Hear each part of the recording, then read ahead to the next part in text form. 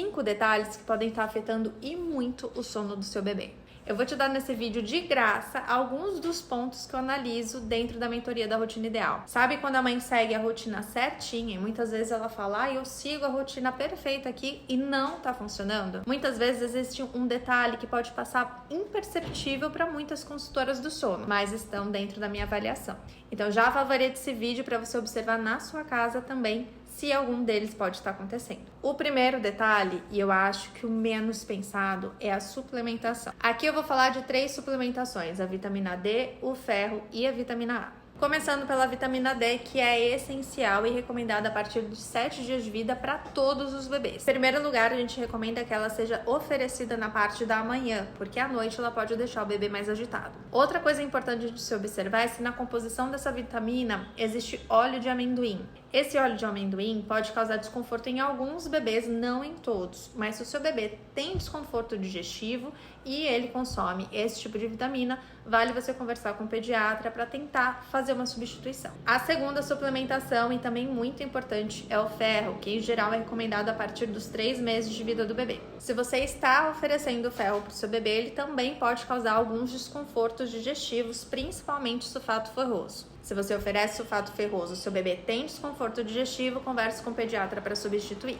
Outra coisa é que o ferro seria muito interessante a gente ofertar na parte da manhã, justamente por conta desses desconfortos digestivos que podem atrapalhar o sono noturno. Mas aí você dá um intervalo de preferência entre o ferro e a vitamina D. Agora, se o seu bebê não faz uso de ferro e é maior de 3 meses, pode ser que ele esteja necessitando do ferro. A ausência de ferro causa muito distúrbio no sono. E a terceira suplementação seria de vitamina A. A vitamina A é muito comum causar desconfortos digestivos, principalmente cólica.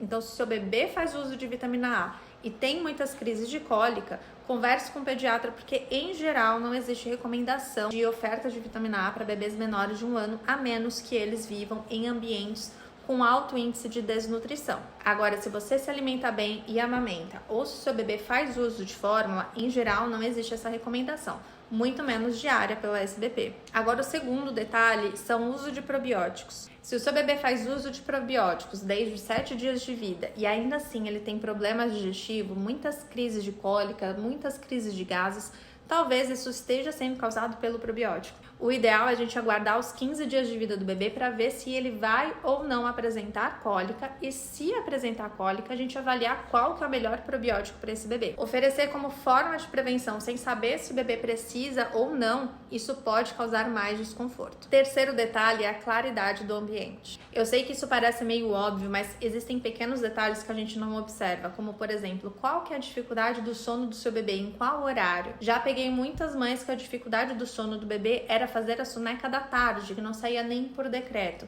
E aí quando a gente vai ver, o sol da tarde pega direto no quarto, o que acaba trazendo muito mais luminosidade e atrapalhando o sono. Outras vezes, essas mães relatam que o bebê acorda todos os dias às 5 horas da manhã, por exemplo.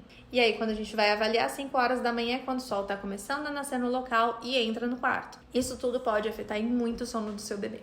O quarto detalhe é refluxo. E esse refluxo muitas vezes não é percebida pelas mães porque a gente normalmente associa refluxo como leite saindo.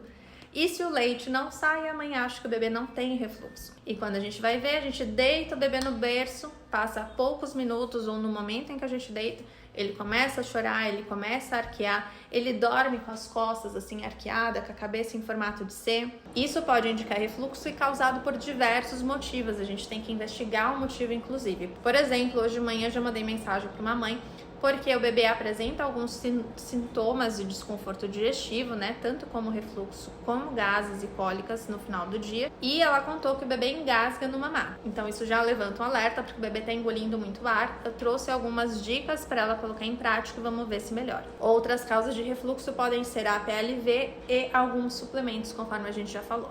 E o quinto e último detalhe é a alimentação. Bebê que come mal, dorme mal, e bebê que dorme mal, come mal. Eu sei que parece um ciclo sem fim, mas a gente consegue fazer alguns ajustes quando a gente trabalha bem os horários dos mamás, os horários das refeições e os horários das sonecas. Quando a gente traz esse equilíbrio para o bebê, a gente vê um bebê muito mais descansado para comer e muito mais alimentado para dormir.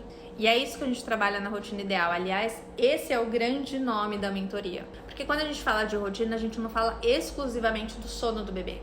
A gente fala sobre alimentação, sobre atividade, sobre preparação desse bebê. E a gente fala também sobre a rotina da família. Muitas vezes a rotina que dizem que funciona para um bebê de uma certa idade não funciona para a sua casa. A sua casa não funciona nesses horários. Isso não significa que você nunca vai ter sucesso. Isso significa que a gente precisa ser maleável, flexível e ajustar para a sua necessidade. Se você sente necessidade de um ajuste na sua rotina e uma investigação mais profunda, entre agora para a rotina ideal. É só clicar no link da minha bio e preencher o formulário.